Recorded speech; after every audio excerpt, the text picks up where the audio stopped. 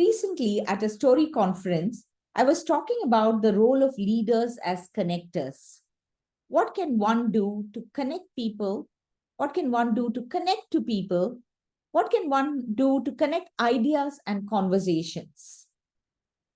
This links back to the concept that Adam Grant talks about in his book Give and Take of people being in three categories: givers, takers, and matchers.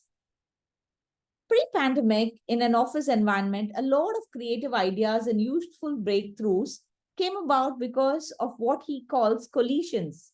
People running into each other in the hall or chatting before or after an in-person meeting.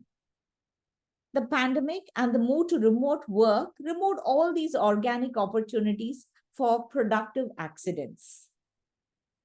One of the things that I found intriguing, he says, during the pandemic was that there were a lot of people who were staying in touch with their strongest ties.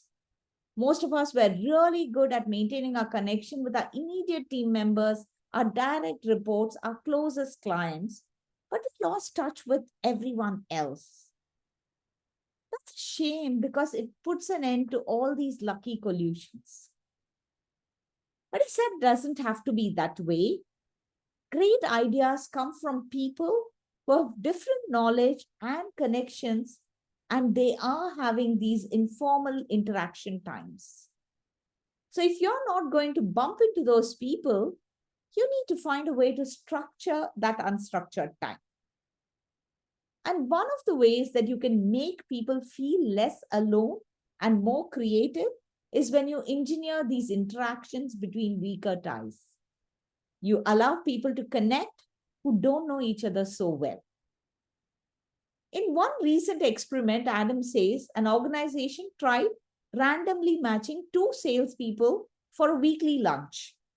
These lunches had no particular agenda. They did this for a month, and 4 months later, the average salesperson in the experiment had 24% higher revenue. 24%. When you have no agenda with a peer, you learn from each other.